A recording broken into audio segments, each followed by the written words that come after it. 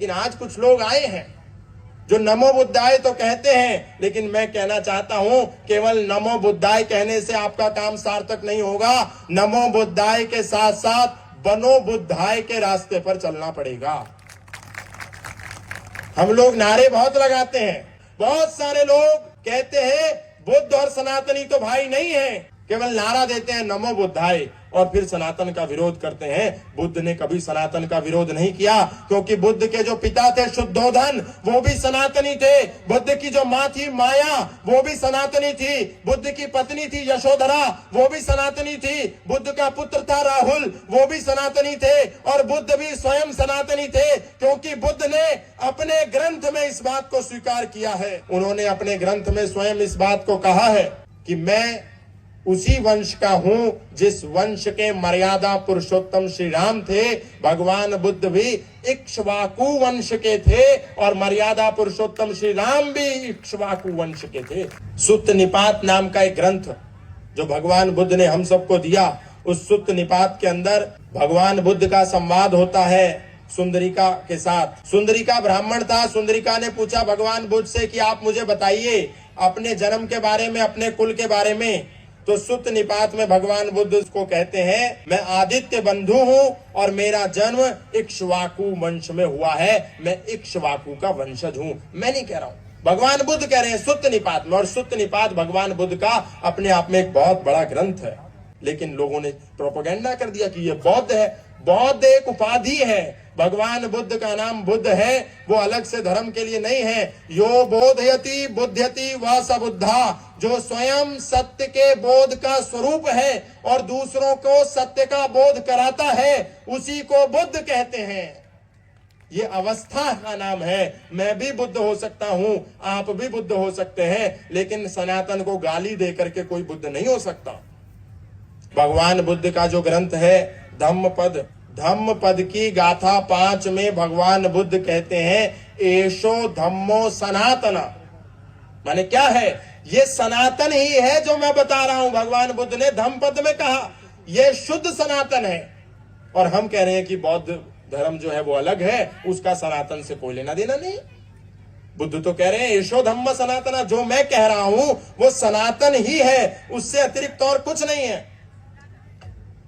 फिर इसमें अंतर कहां है? इसमें भेद कहां है? भेद लोग पैदा करते हैं, राजनीतिक लोग पैदा करते हैं। महापरिनिब्बाण नाम की एक पुस्तक है भगवान बुद्ध के चरित्र पर। वो उनका निर्वाण कैसा हुआ, उनका जब देहावसान हो गया, जब उनकी आत्मा और शरीर का विच्छेदन हो गया और जब वो इस संसार को छोड़ करके जाने लगे, तो भगवान बुद्ध का जब अंतिम संस्कार हुआ तो परिनिब्बाण नाम की पुस्तक को अगर लोग उठा करके पढ़ेंगे तो उनको पता चलेगा भगवान बुद्ध का अंत्येष्टि संस्कार कैसे हुआ।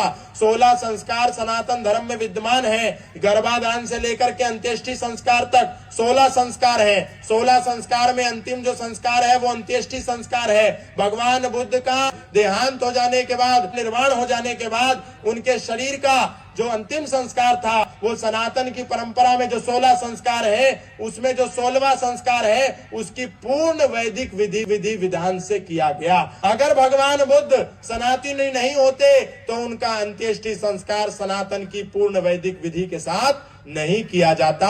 उनका अंतिम संस्कार पूर्ण सनातनी विधि से किया गया, यानी कि वो स्वयं सनातनी थे, उनके शिष्य भी सनातनी थे। भगवान बुद्ध को पढ़ते नहीं, भगवान बुद्ध को मानते हैं, बुद्ध की नहीं मानते। हमको बुद्ध को भी मानना पड़ेगा, बुद्ध की भी माननी पड़ेगी। भगवान बुद्ध के जो प्रथम 2 गुरु थे, एक का नाम था ऋषि आलार और एक का नाम था ऋषि उद्दक। ऋषि उद्दक और ऋषि आलार से उन्होंने सांख्य दर्शन पढ़ा, योग दर्शन पढ़ा। इन दोनों ग्रंथों का अध्ययन 2 ऋषियों से लेने के बाद भगवान बुद्ध ने संसार को ध्यान सिखाया। इन्हीं 2 सनातनी ऋषियों से भगवान बुद्ध ने शिक्षा ली। उसके आधार पर पूरी दुनिया को ध्यान का, ज्ञान का और विज्ञान का संदेश दिया। अब बताइए, उनके गुरु भी सनातनी। बहुत सारे लोग कहते हैं भगवान बुद्ध वेद के विरोधी थे, वेद मंत्र के विरोधी थे, लेकिन कभी भगवान बुद्ध का इतिहास नहीं पढ़ते। उन्होंने एक किताब लिखी है जिस किताब का नाम है सुत्त निपाता। सुत्त निपाता के 3रे अध्याय महावग्ग के अंदर 7वां सूत्र भगवान बुद्ध ने क्या लिखा है, कभी जाकर के पढ़िए। पाली भाषा में भगवान बुद्ध ने लिखा है, सावित्री छंदसो मुखम का अर्थ है वेद के मंत्रों में सावित्री जो छंद है वो सबसे पवित्र छंद है।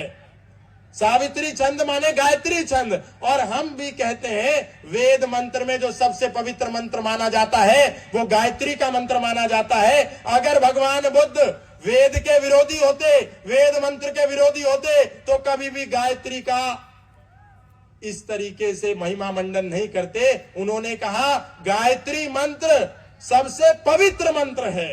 क्यों कहा?